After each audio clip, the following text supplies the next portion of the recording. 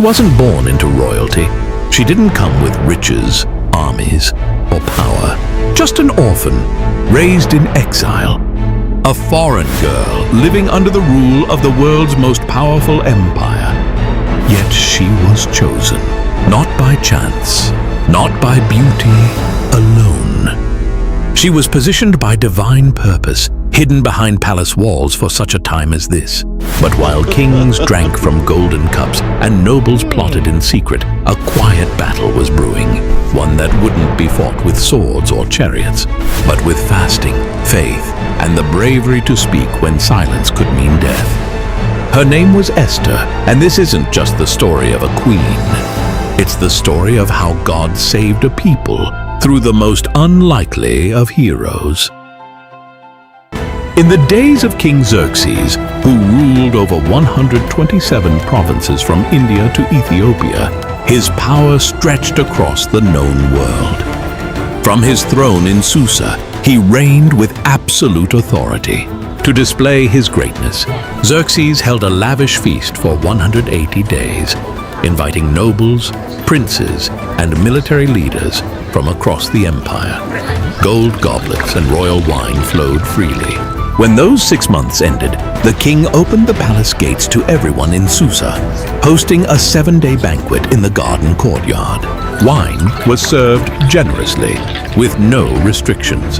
Meanwhile, Queen Vashti hosted a separate feast for the women inside the palace. But on the 7th day, when the king was merry with wine, he made a prideful demand that Queen Vashti be brought before the guests wearing her royal crown so they could admire her beauty. Vashti refused. She would not parade herself before a drunken crowd. The king's pride was wounded. His own queen had publicly defied him. Enraged and humiliated, Xerxes turned to his wise men. One advisor, Memucan, warned that her defiance would spread. He said, "All women will hear of this and dishonor their husbands." They urged the king to remove Vashti and issue a decree throughout the empire that every man should rule his own household. The king agreed. A royal edict was sent to every province in every language, and Queen Vashti was dethroned. But little did they know, God's unseen hand had just begun to move. As time passed, King Xerxes' anger faded, and he began to reflect on Queen Vashti, her beauty, her bold defiance, and the decree that banished her. Though the law could not be undone, her absence lingered. Sensing the king's mood, his advisors proposed a solution. Let beautiful young virgins be brought from every province. After beauty treatments, the king can choose a new queen to replace Vashti. The king agreed. Messengers were sent across all 127 provinces, and young women were gathered from every corner of the empire, from India to Ethiopia. Among them was Hadassah, known by her Persian name Esther, a young Jewish orphan raised by her cousin Mordecai, a Jew living in Susa. He had taught her to fear God and keep her identity hidden in a foreign land. Esther was taken to the palace and placed under Haggai, the keeper of the women. Immediately, she stood out, not by demanding luxury, but through humility and grace. God gave her favor in everyone's eyes, especially Haggai's. For 12 months, Esther, like all the women, was prepared for her one appearance before the king. When her time came, she entered the king's presence with quiet dignity and strength. And when Xerxes saw her, he was captivated. The king loved Esther more than all the other women. She won his favor, and he placed the royal crown on her head, making her queen in place of Vashti. A royal banquet was held in her honor, a holiday was proclaimed, and gifts were sent across the empire. But no one knew she was a Jew. No one knew God had just placed his servant in the palace, not to be served, but to stand in the gap for his people. Esther continued to live quietly in the king's house, still following the instructions of Mordecai, just as she had when he raised her as a child. Mordecai, meanwhile, spent his days at the king's gate, a place where the city's business was conducted and where royal officials and servants gathered. Though he was no nobleman, God had placed him there with purpose. One day, as Mordecai sat in his usual place, he overheard something chilling. Two of the king's eunuchs, Bigthan and Teresh, who guarded the entrance to the palace, were speaking in hushed, angry tones. Their voices low but full of resentment, they plotted to assassinate King Xerxes. What they intended was treason, the murder of the most powerful man in the world. Mordecai didn't hesitate. He sent word immediately to Queen Esther, who now had direct access to the king. Esther relayed the warning to Xerxes, clearly stating that the information came from Mordecai. An investigation was launched. The matter was examined thoroughly, and the truth was uncovered. The two guards were guilty. They had indeed conspired against the king, and by Persian law, the punishment for such betrayal was swift and brutal. They were hanged on the gallows. The king's life was spared, but the moment passed without fanfare. Mordecai's role in exposing the plot was recorded in the Book of the Chronicles, a royal record of significant events kept in the king's presence. But strangely, no reward was given, no public honor, no recognition, no title, just a name in a book, quietly inked into the records of the empire. By the way, if you find any of these videos interesting or enjoyable, please consider subscribing. These take a long time to make, and it really helps out. After some time, King Xerxes promoted Haman the Agagite to the highest rank among his officials. All were ordered to bow to him, but Mordecai refused. Day after day, Haman saw his defiance and burned with anger. When he learned that Mordecai was a Jew, Haman's hatred grew deeper. He didn't just want to punish Mordecai, he wanted to destroy all Jews throughout the empire. Haman cast lots, Purim, to choose the day. Then he approached the king with deceitful words. There is a certain people scattered through your provinces. They live differently and don't follow your laws. It's not in your interest to tolerate them. The king agreed, giving Haman his signet ring. A royal decree was sent to all 127 provinces. On the 13th day of the 12th month, every Jew, young and old, was to be killed. As the couriers spread the message, Susa fell into confusion. Mourning broke out among the Jews. When Mordecai learned of the decree, he tore his clothes, put on sackcloth and ashes, and wept bitterly in the streets of Susa. Across the empire, Jews fasted, mourned, and cried out as their destruction had been sealed. When Esther heard Mordecai was in mourning, she sent a messenger to him to find out why. Through the messenger, Mordecai urged her to go before the king and plead for her people. But Esther was afraid. She replied, "No one may approach the king without being summoned. The penalty is death, unless he holds out the golden scepter. And I haven't been called for 30 days. Mordecai's answer to the messenger was bold. Do not think you will escape in the palace. If you stay silent, deliverance will come from somewhere else, but you and your family will perish. And who knows? Perhaps you were made queen for such a time as this." Esther's fear gave way to faith. She replied, Go, gather all the Jews in Susa, fast for me for 3 days. I will go to the king, even if it costs me my life. If I perish, I perish. On the third day, dressed in her royal robes, Esther courageously entered the inner court of the palace. The king saw her standing there and extended the golden scepter toward her. With relief and hope, Esther touched the tip of the scepter. Then the king asked warmly, "What is your request, Queen Esther? Even up to half the kingdom, it will be granted." Esther replied, If it pleases the king, come to a banquet I have prepared for you and Haman. The king smiled, intrigued by her invitation, and readily agreed. And both he and Haman attended Esther's banquet.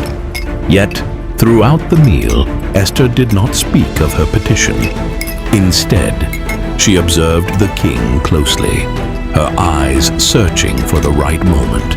Before the meal ended, Esther extended another invitation. Please come again tomorrow, and then I will share my true request. The king's interest deepened, and Haman's curiosity grew, both eager and uncertain about what Esther's plea might be. That night, King Xerxes lay awake, restless and troubled. Nothing could soothe his mind, not the royal wine, nor the comforts of his palace.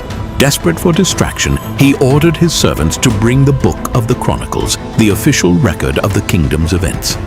As the scribes read, the king's eyes caught a long-forgotten entry: Mordecai's name. The record told how Mordecai had uncovered a plot against the king's life, an act of loyalty that had saved Xerxes from assassination. But despite the gravity of this deed, Mordecai had never been rewarded. Deeply moved, Xerxes asked his advisors, what honor or recognition has been given to Mordecai for this? The advisor replied, nothing has been done for him. The king sat in thoughtful silence. How could such loyalty go unrewarded?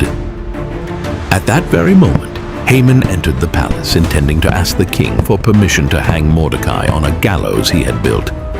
But before he could speak, the king summoned him in. Haman, the king said, what should be done for the man the king delights to honor? Puffed up with arrogance, Haman imagined the king meant him. He responded with a detailed plan. Let the man be clothed in the king's royal robes, which the king himself has worn. Let a royal crown be placed on his head, and let him be led on the king's own horse through the city streets. A noble official should ride before him, proclaiming, this is what is done for the man the king delights to honor. The king smiled and said, go at once. Do everything you have suggested for Mordecai the Jew, who sits at the king's gate. Do not neglect anything. Haman's face turned pale, his heart pounding with dread. He was forced to carry out the honor he had planned for himself, but instead it was given to his enemy. Humbled and bitter, Haman led Mordecai through the city streets, proclaiming his honor just as he had described. When he returned home, his spirit was crushed. He told his wife and friends everything that had happened, his anger and humiliation clear. They warned him, if Mordecai is of Jewish origin, you will not stand against him. You will surely come to ruin.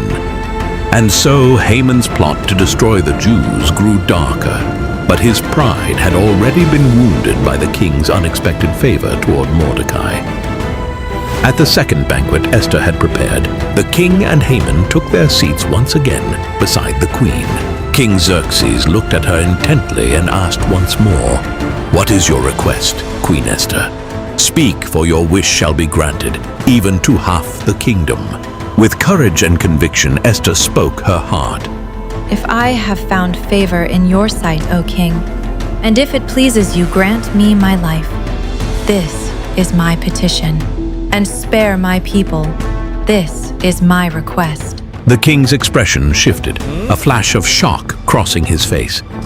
Esther continued, For we have been sold, distressed, I and my people, to be destroyed, killed, and annihilated. Had we merely been sold as slaves and servants, I would have kept silent, for no such distress would justify troubling the king. The king's face darkened in shock and anger. He demanded, who is he and where is the man who would dare do such a thing? Esther pointed to Haman, saying, The adversary and enemy is this wicked man. Enraged beyond measure, King Xerxes rose and left the banquet hall to cool his fury. Meanwhile, Haman was terrified. Seeing the king's anger and realizing his plot had been exposed, he rushed to beg Esther for mercy. In desperation, he fell on the couch where Esther was reclining. He clung to her, pleading for his life. At that moment, King Xerxes returned suddenly. He saw Haman clinging to Esther and shouted, will he even assault the queen while I am in the house? The king's guards seized Haman, and he was swiftly led away and hanged on the very gallows he had prepared for Mordecai. Thus, The plans of the wicked were overturned in a single moment, and justice was served. After Haman was hanged, King Xerxes gave his entire estate to Queen Esther. She, in turn, appointed Mordecai over it. The king also removed his signet ring, once given to Haman, and placed it on Mordecai's hand, giving him royal authority. But the danger wasn't over. Though Haman was dead, his decree remained law. In Persia, a royal edict sealed with the king's ring could not be revoked, not even by the king himself. The day of destruction against the Jews still loomed on the calendar, the 13th day of the 12th month. So Esther once again approached the king. This time, not for her life, but for the life of her people. How can I bear to see disaster fall on my people? She pleaded. King Xerxes granted permission for a new decree to be written, one that would counter the first. Mordecai quickly summoned the royal scribes and wrote in the king's name, "The Jews in every city have the right to assemble and defend themselves. They may destroy anyone who attacks them and take their enemies' goods if needed." This decree was sent out swiftly to all 127 provinces in every language, sealed with the king's ring. As it spread, hope was revived. Where there had been mourning, now there was light and gladness. On the appointed day, the Jews stood united across the empire. With royal protection and newfound courage, they rose up and defeated their enemies. In Susa, 800 attackers were struck down, including Haman's 10 sons, notorious men who had stood by their father's wicked plans, who were later hanged at Esther's request. Esther also asked for one more day of defense in Susa, and the king granted it. Across the empire, 75,000 enemies were defeated. Yet again, the Jews took no plunder. Their fight was for survival, not gain. It was not a day of greed. It was a day of justice. When the battle was over, the people rested, and what began as a day of dread became a day of victory and celebration. To remember their deliverance, the Jews established a yearly celebration called Purim, named after the lots Haman had cast to plan their destruction, now a symbol of God's reversal. Every year on the 14th and 15th of Adar, they would feast, rejoice, send gifts to one another, and give generously to the poor. A day that was once marked for death became a day of life. Mordecai was honored throughout the empire, clothed in royal blue and white, second only to King Xerxes. But it wasn't his power that made him great. It was his heart. He sought the good of his people and spoke peace and truth to all. And though God's name is never mentioned in the entire Book of Esther, his fingerprints are everywhere. In every twist, every risk, every rescue. What was meant for destruction, God used for salvation. The story of Esther reminds us, even when God seems silent, he is never absent. Even when the odds are against us, he is already at work. Perhaps you too are where you are for such a time as this, not by accident, not unseen, but chosen, positioned, and called. Because the God who reversed the fate of a nation still writes stories of redemption today, and yours could be next. If you haven't subscribed yet, please don't forget to do so. It really helps us continue providing you with amazing videos like this.